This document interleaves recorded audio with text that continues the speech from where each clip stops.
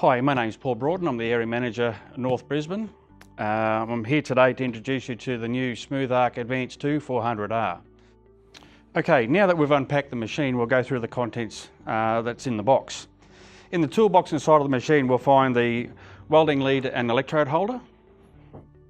We'll also find the return lead.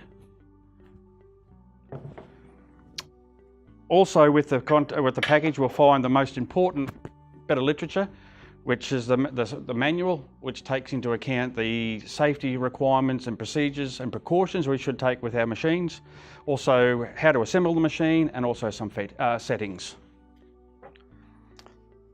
Also with the package, we have the mounting spindle and spacers, so we can mount the wire feed unit to the machine. The machine comes with the Binzel MIG 455 MIG gun. Comes with the Smootharc Advance II wire feed unit. It comes with a full set of drive rolls, V-groove for mild steels and steels. It has the U-groove for aluminiums and the knurled for Flux-Cored wires. Has the regulator to supply the gas to the machine, from the cylinder to the machine. It also has trolley wheels that connect to the bottom of the wire feed unit with the mounting screws, so we can move the wire feed unit around on the ground. We also have a 1.5 metre interconnecting lead, which are fully assembled with the gas fittings, and we also have the 10 metre. Now that we've seen what's inside the machine, we'll put it together. First of all, we'll start off with the wire feed unit. On the rear of the unit we have the spool holder, which holds the spools of wire. Inside we have the 4R drive system.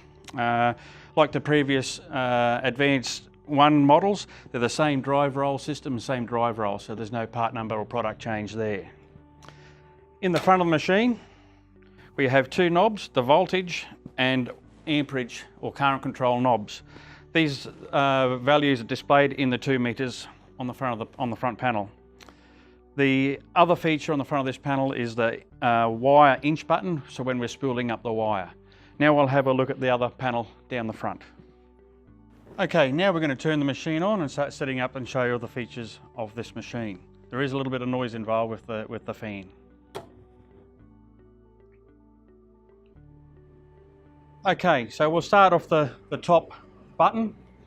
The button up here gives us the capability to select what size wire diameter we're using. The top one is used for 0.8 to 1 mil wire. When we hit it again, it'll go to the second line, which is our 1.2 or greater wires. Okay, then we have the next button here, and we can have the feature of running Flux-Cored or gasless wires. Again, that works in conjunction with what size wire we're running, 0.8 to 1 mil or 1.2 or greater. And then we have our feature for solid wire, and that's for our stainless steels, mild steels, etc. Then we have our 2T and 4T switch. The 2T function or latching is all about pulling the trigger and holding the trigger while you weld, letting it go, and the weld will stop. When you go into 4T and you pull the trigger and let it go, the machine will keep welding. Then we pull the trigger and let it go again, and the machine will then stop welding. Our next feature is the voltage control. This is all about heat in and heat out of your weld. Then we have our inductance knob. Our inductance knob actually softens the arc start, gives you a more fluid weld pool, which reduces spatter. Then we have our current control. On previous machines, our current control used to be wire speed. This is actually our amperage control, so it does show amperage in the top window. So when we change our multifunction switch to our stick mode or MMA mode, our current is controlled through our current control here. the voltage and the inductance now become irrelevant to that process. While we're in MMA mode or MIG mode, stick mode, the machine is in constant current. While we're in MIG mode, it is constant voltage. So when we change the machine to gasless or flux-cored wires, we've got to change the polarity of the wire. So to do that, we've got to change some wiring of the machines. I'll show you how to do that now. All right, so to reverse the polarity, first of all, we start off by removing the rear input power cable. We take our return lead, and we take its socket and we put it in its place in the rear input socket. Then we take the unzip the outer cable cover protector, like so, and we grab our main power cable, and that now plugs into the front of the machine where the return lead would normally go. Now we have the input cable off the rear of the wire feed unit. We're now going to plug that into the negative terminal of the power source. We twist that nice and tight. We have now completed or reversed the polarity of that unit, and we're set to do some flux-cored welding.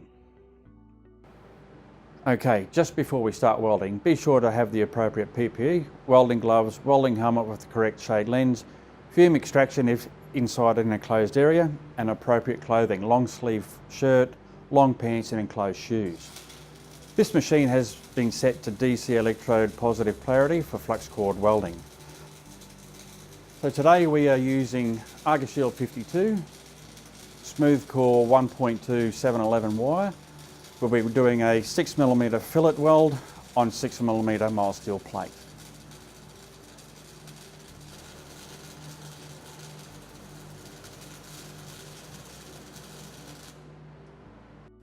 So here you can see a nice clean fillet weld. Thank you for watching. Hope you found this informative. Working with gas is as easy as BOC. Come and see us in store or check us out online.